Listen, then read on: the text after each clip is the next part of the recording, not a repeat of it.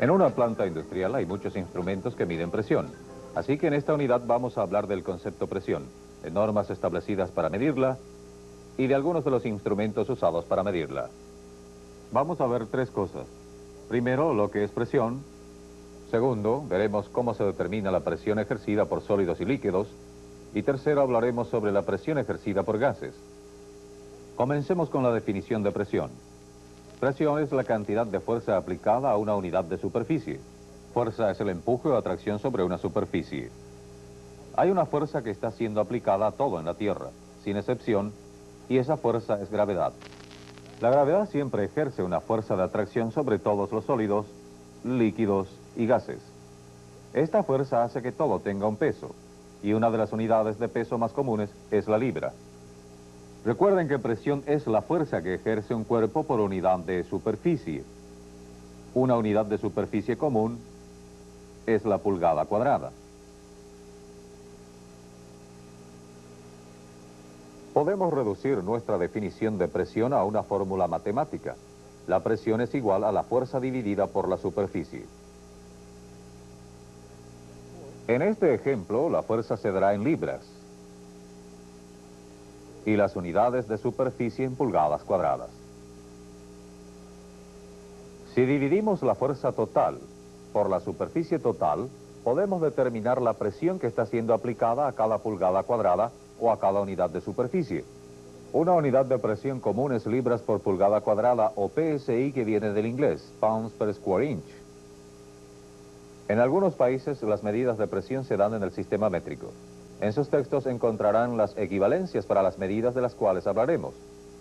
Ahora vamos a aplicar nuestra fórmula a diferentes formas de materia para ver cómo se emplea.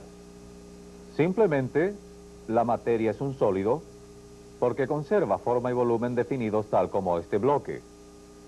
En este momento está ejerciendo una fuerza o presión hacia abajo, sobre la superficie de esta mesa. Este bloque pesa 24 libras. La superficie inferior del bloque mide 6 pulgadas de largo y 4 pulgadas de ancho. De manera que su peso está siendo aplicado a una superficie total de 24 pulgadas cuadradas. Ahora tenemos las cifras que necesitamos para la ecuación. La presión es igual a la fuerza, o sea, 24 libras, dividida por la superficie total, o sea, 24 pulgadas cuadradas. Por lo tanto, la cantidad de presión que este bloque ejerce es de 1 libra por pulgada cuadrada.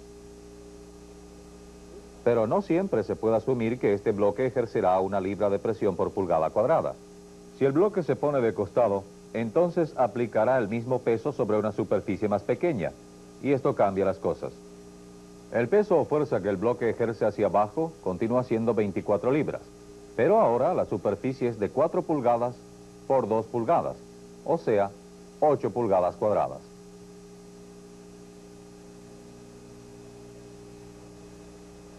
En esta posición son 24 libras,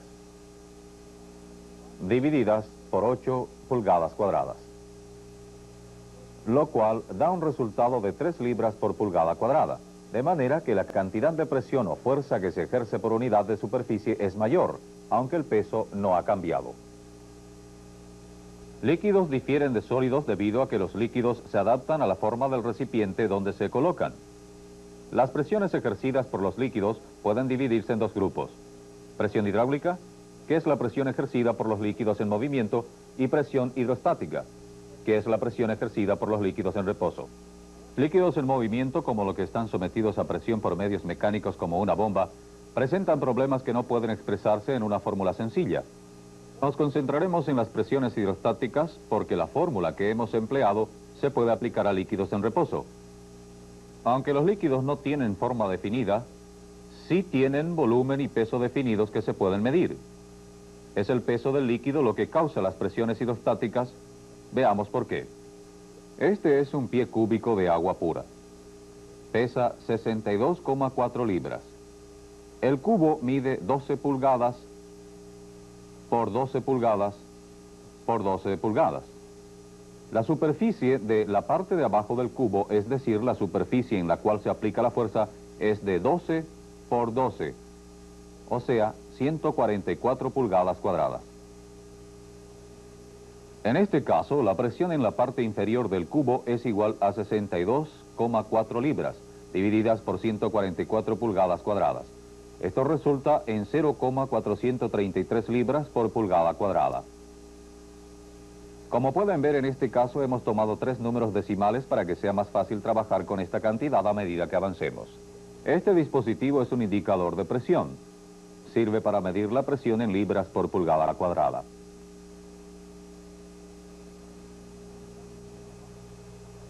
Debe indicar lo que acabamos de calcular, 0,433 libras por pulgada cuadrada. Ahora aquí tenemos un recipiente más pequeño. Tiene 12 pulgadas de altura igual que el cubo, pero las otras dimensiones son mucho más pequeñas. La parte inferior de este recipiente es de 1 pulgada por 1 pulgada, o sea, 1 pulgada cuadrada. Contiene solo 12 pulgadas cúbicas de agua, de manera que pesa mucho menos que el cubo más grande. Esto significa que aquí estamos aplicando menos peso en una superficie total menor. Veamos lo que muestra el indicador.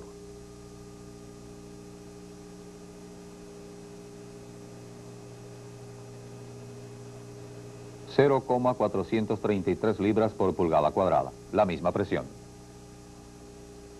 Parecería que al tener menos agua, en una superficie más pequeña la respuesta debe ser diferente, pero no es así. Presiones en los líquidos aumenta con la profundidad debido al peso del líquido que está siendo empujado desde arriba. Como pueden ver, la presión ejercida por el fluido la determina la altura del fluido, no su volumen. Cada recipiente tiene una columna de agua de 12 pulgadas de altura. El peso por unidad de superficie o por pulgada cuadrada no cambió. Así que la presión es la misma. El término carga estática se emplea corrientemente para referirse a la altura del fluido en un recipiente. Pero podemos avanzar un paso más y calcular la cantidad de presión ejercida por una carga estática de 1 pulgada. El resultado es un doceavo de 0,433 o 0,0361 psi. Vimos cómo la fórmula de P igual a F sobre S se usa para determinar la presión ejercida por sólidos y líquidos en reposo. Algunas de las cifras que hemos utilizado en estas demostraciones han sido probadas y establecidas como normas industriales. Por ejemplo, ustedes pueden contar con que una columna de agua de 12 pulgadas ejerce una presión de 0,433 libras por pulgada cuadrada y una pulgada de agua ejerce una presión de 0,0361 libras por pulgada cuadrada. Las pulgadas de agua son una unidad de medición como lo son las libras por pulgada cuadrada. Es posible convertir estas unidades de una a otra. Por ejemplo, digamos que hay un indicador de presión en la base de un tanque de agua abierto. El indicador muestra 10,83 psi. Como ya saben que una pulgada de agua ejerce una presión de 0,361 psi, pueden descubrir cuántos pies de agua hay en el tanque si dividen 10,83 psi por 0,0361 psi. El resultado es 300 pulgadas o 25 pies. Si el tanque contiene un líquido que no sea agua, su nivel se puede determinar si se compensa la diferencia de peso entre el fluido y el agua. Hay otro líquido que se emplea como unidad de medición, el mercurio. El mercurio es una sustancia particular porque es el único metal que se encuentra naturalmente en forma líquida. Ustedes usarán pulgadas de mercurio y pulgadas de agua para medir varias presiones en su planta. Comparemos los dos líquidos. El mercurio, como es un metal, es mucho más pesado que el agua. Pesa 13,6 veces más que el agua. De manera que si una pulgada de agua ejerce una presión de 0,0361 psi, entonces una pulgada de mercurio ejercerá 13,6 multiplicado por 0,0361 psi, o sea, 0,491 psi. Para convertir las medidas de presión en pulgadas de agua a pulgadas de mercurio de una a otra, simplemente se multiplica o se divide por 13,6 como sea necesario. Hablaremos de cómo se emplean estos líquidos para medir presión más adelante. Ahora hablemos de algo que es más liviano que el mercurio o el agua, la tercera forma de materia, gases. Los gases se diferencian de los sólidos y los líquidos en que no tienen forma ni volumen definido, pero sí tienen peso, aunque este sea muy poco. Debido a las propiedades singulares de los gases, los dividiremos en dos categorías básicas: gases contenidos, como los que se encuentran en un tanque cerrado, y gases no contenidos. Los gases que se colocan en un recipiente se expanden y llenan todo el recipiente, ejerciendo presión sobre sus paredes. Presiones ejercidas por un gas contenido puede aumentarse si se aumenta la temperatura del gas, o comprimiendo un mayor volumen de gas en el recipiente. Como las propiedades de los gases contenidos son tan diferentes a las de sólidos y líquidos, la fórmula simple, presión igual a fuerza sobre superficie, no aplica directamente. Tiene que alterarse para tener en cuenta volumen y temperatura.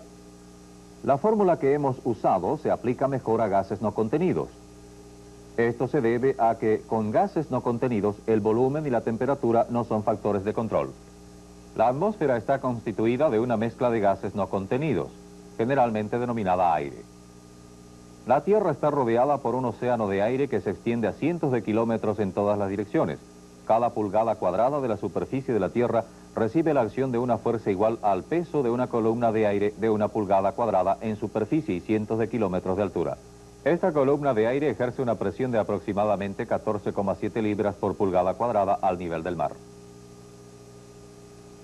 La clase de presión ejercida por el aire en la atmósfera se llama presión atmosférica. La cifra de 14,7 libras por pulgada cuadrada tiene que expresarse en términos aproximados, porque hay factores que pueden hacerla variar.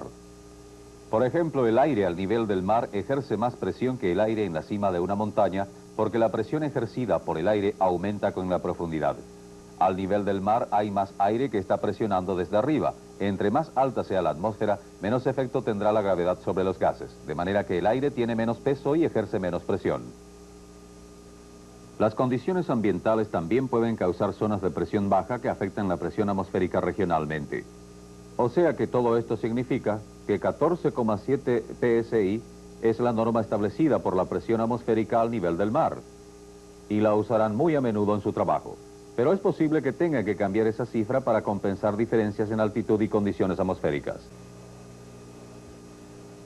Normas son la base de todos los sistemas. Sin ellas, las medidas no tendrían significado. En esta sección hablaremos de dos normas que se utilizan al medir presión y las respectivas escalas de presión diferentes. Una norma emplea la presión atmosférica como referencia y la otra se basa en la ausencia o falta de presión atmosférica. Pero primero hablemos de qué es la presión atmosférica y cómo se mide. Por muchos años, nadie podía verdaderamente probar la existencia de la presión atmosférica.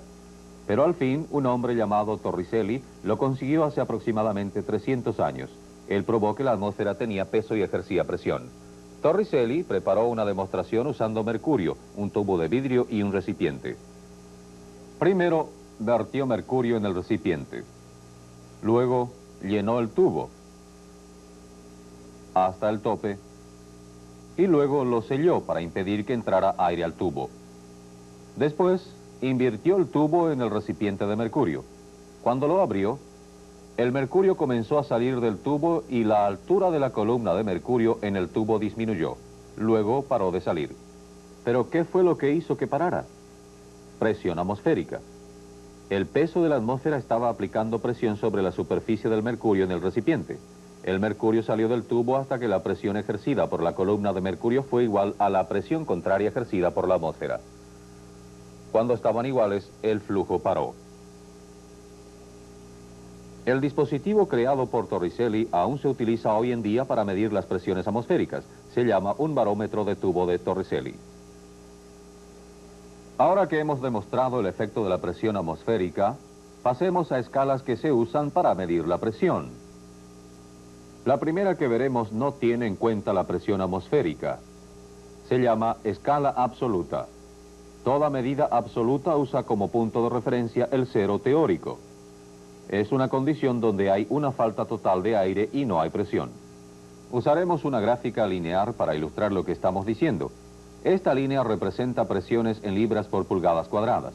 El punto de inicio será el cero teórico y la línea se puede extender para medir toda la presión que sea necesaria. Cuando las presiones se miden en las escalas absolutas, se escriben en unidades de PSI-A. La A indica la escala absoluta. Así que indiquemos dónde caería la presión atmosférica en la gráfica lineal. Es de aproximadamente 14,7 PSI, así que quedaría aquí. Como estamos usando la escala absoluta, la llamaremos 14,7 PSI-A. Este es un indicador que indica la presión en PSI-A. No está conectada a una tubería de presión, así que está indicando solamente la presión atmosférica. Como pueden ver, está alrededor de 14,7 libras por pulgada cuadrada. Ahora bien, hablemos de la segunda escala de presión. Esta se llama presión manométrica. Aquí tampoco está conectada a la tubería de presión, así que debe indicar 14,7, pero no es así. Indica 0. Tal parece que hay algo que no está bien, pero no es así. Este indicador emplea una norma de presión diferente. Mide presión a partir de la presión atmosférica en lugar de cero teórico. Gráficamente, la escala de presión manométrica tiene este aspecto. Nuestro punto de inicio es la presión atmosférica, así que la escala comienza aquí y se extiende todo lo necesario. Cuando las presiones se miden en el manómetro, se escriben en unidades de PSI-G. La G del inglés gauge indica el manómetro. Como pueden ver, en la escala manométrica, la presión atmosférica es igual 0 PSI-G. 14,7 PSI-A también es igual a 0 PSI-G. Se puede convertir de una escala a la otra porque la unidad, libras por pulgada cuadrada, es igual en ambas escalas. Hay fórmulas que describen cómo se convierten estas unidades de una escala a la otra. La presión absoluta es igual presión manométrica más presión atmosférica. La presión manométrica es igual a la presión absoluta menos la presión atmosférica. Hay más información sobre estas fórmulas en sus textos. Bien, hemos visto dos escalas, pero no hemos cubierto toda la gráfica lineal. Todavía tenemos que identificar esta región. Comúnmente se llama vacío. El vacío es cualquier presión que sea inferior a la presión atmosférica. Así que el vacío comienza en la presión atmosférica y aumenta a medida que disminuye la presión absoluta.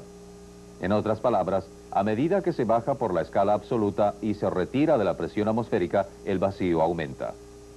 El vacío se mide un poco diferentemente a las otras escalas que hemos visto.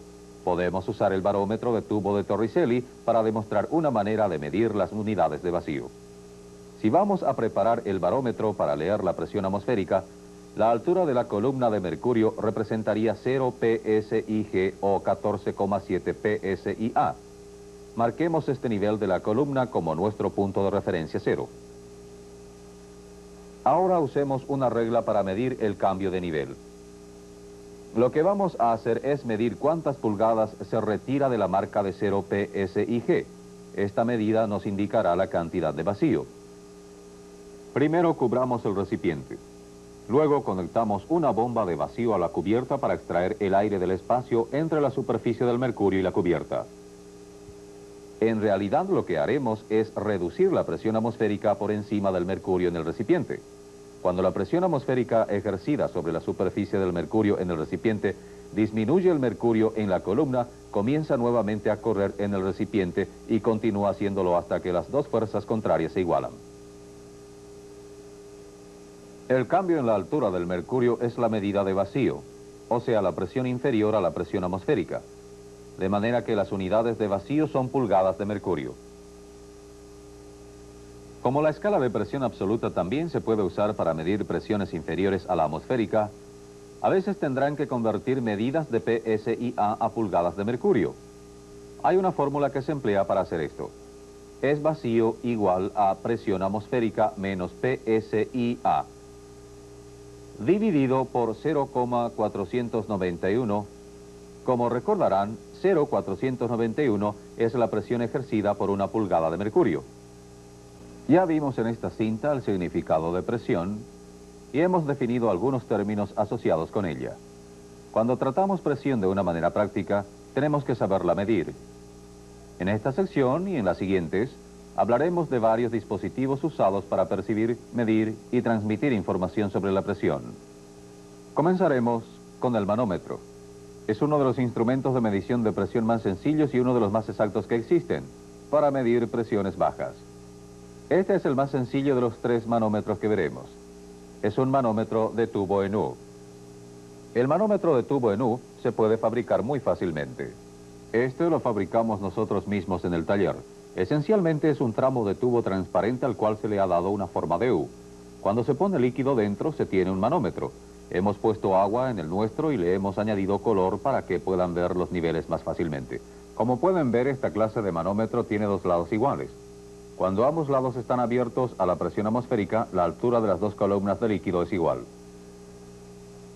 Cuando aplico presión a uno de los lados de este manómetro, va a cambiar la altura de las columnas.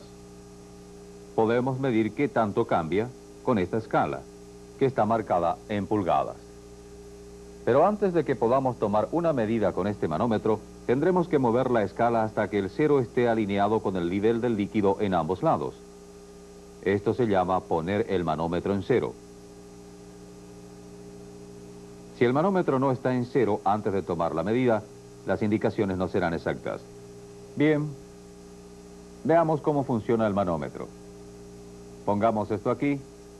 Ahora, vamos a aplicar presión a uno de los lados del dispositivo. Luego determinaremos la diferencia entre presión aplicada y presión atmosférica. Ustedes pueden ver que está disminuyendo la altura de la columna a la cual estamos aplicando presión. La altura de la columna en el otro lado ha aumentado. Como la presión atmosférica aún está siendo aplicada al otro lado, en realidad estamos midiendo la diferencia en las 2 presiones o la presión diferencial. Como la presión aplicada también es superior a la presión atmosférica, también puede convertirse en unidades de PS y G. Ahora tomaremos una medida. Con el manómetro de tubo en U tienen que medir el movimiento total en ambos lados. Para determinar la medida de la presión, veamos el total de este movimiento. El nivel de este lado cayó 6 pulgadas. El nivel aquí subió 6 pulgadas. De manera que el movimiento total fue de 12 pulgadas de agua. Vamos a convertir estas pulgadas de agua a unidades de PSI. Cuando trabajamos con el cubo en la primera sección, aprendimos que una pulgada de agua ejerce una presión de 0,0361 PSI. Así que si multiplicamos esto por 12, obtenemos 0,433 PSI. Ahora veamos otras 2 clases de manómetro. Este se llama un manómetro de pozo. En realidad es uno de tubo en U ligeramente modificado. Lo que tenemos aquí es un pozo que tiene una abertura en la parte de abajo y que está conectado a un tubo de ventilación. A primera vista se parece al barómetro de Torricelli que vimos anteriormente, pero el principio de su funcionamiento es muy diferente. En este dispositivo, presión se aplica a la superficie del líquido en el pozo. La presión fuerza el líquido a que suba dentro del tubo. El líquido continúa subiendo en el tubo hasta que la presión ejercida por la altura de la columna es igual a la presión que se está aplicando a la superficie del líquido en el pozo. El manómetro de pozo ofrece una ventaja sobre el tubo en U, y es que se puede determinar cuánta presión se está ejerciendo con una sola mirada. Esto elimina la necesidad de medir el movimiento de los 2 lados para poder tomar la medida. Este es el último manómetro que veremos. La diferencia entre este y el de pozo es que el tubo está inclinado, por lo que se llama manómetro inclinado. La ventaja que proporciona el tubo inclinado es un poco tenue. Coloquemos el manómetro de pozo al lado del manómetro inclinado para que puedan ver la diferencia. Si se aplica la misma cantidad de presión, las columnas de líquidos suben a la misma altura. Sin embargo, en el tubo inclinado, el líquido tiene que moverse a una distancia mayor para llegar a esa altura. De manera que los incrementos de medición en la escala de un manómetro inclinado están más distantes. Esto es una ventaja porque les permite tomar medidas más exactas. Recuerden que esto no afecta al nivel al cual sube el líquido, porque lo que determina la altura de la columna es la presión aplicada al dispositivo. Repito, cada uno de los manómetros que hemos visto pueden usarse para medir diferentes clases de presión, incluyendo vacío y diferencial. La manera en que se aplica la fuente de presión al manómetro la determina el estilo de fabricación. Hemos hablado bastante sobre los manómetros en sí, pero tenemos un par de datos sobre manómetros que tenemos que tratar antes de concluir. El primero es cómo leer los niveles de líquidos. Si examinamos la superficie del líquido en esta columna, es evidente que no está completamente recta. Una superficie líquida como esta se llama menisco cóncavo. El agua siempre forma esta clase de menisco. El centro está más bajo que los bordes externos. Cuando tomen una medida en esta clase de nivel, siempre tómenla desde la parte inferior, o el punto más bajo del menisco. Esta es una norma establecida para la industria. Si están leyendo un nivel de mercurio, notarán que forma un menisco diferente. Este se llama menisco convexo. Es más alto en el centro que en los bordes. Cuando se lee un menisco de mercurio, se debe tomar la medida desde el punto más alto del nivel. Esta es la práctica estándar. Los manómetros que vimos son buenos instrumentos. Proporcionan indicaciones exactas de la presión, pero tienen limitaciones serias. Su uso se limita a márgenes relativamente bajos de presiones diferenciales y no son muy fáciles de leer. Sin embargo, hay muchos instrumentos para medir la presión sin esas limitaciones. Tienen dispositivos llamados elementos de presión, los cuales facilitan el control de todos los márgenes de las presiones industriales. Los elementos de presión perciben cambios en presión y los convierten en movimiento mecánico. Generalmente están conectados a mecanismos de aguja que indican cambios de presión en una escala regulada, que es mucho más fácil de leer que un menisco. Comencemos con el más común, el tubo de Bourdon en C. Este tubo de Bourdon recibe su nombre por la forma que tiene. Veamos más de cerca el tubo en C. El tubo en sí está hecho de un metal ovalado de paredes finas. Un extremo está abierto y conectado a una base que contiene un pasaje de entrada al interior del tubo de Bourdon. La fuente de presión se conecta a la base, de manera que la presión va de la fuente a la entrada a través del pasaje dentro del tubo. El otro extremo del tubo está sellado y se llama la punta. Cuando se aplica presión al tubo, esta reacciona al tratar de enderezarse, pero solo se desenrolla un poco. La cantidad de movimiento que tiene la punta cuando se aplica presión se llama recorrido de la punta. En un tubo bien diseñado y construido, la cantidad de recorrido de la punta es proporcional a la cantidad de presión aplicada. En muchos casos, verán que el recorrido de la punta será más o menos de 1/4 a 3/8. Esto no es mucho, pero es suficiente para lograr el objetivo. Aquí la punta está conectada a un mecanismo indicador de precisión. Cuando se aplica presión al tubo, el recorrido de la punta se convierte en una cantidad más grande de recorrido del indicador. El resultado final es una medida que es exacta y fácil de ver. Los elementos de tubo de Bourdon se usan a menudo para medir presiones superiores a 5 psi. Sin embargo, pueden conseguirse para que midan presiones menores y vacíos.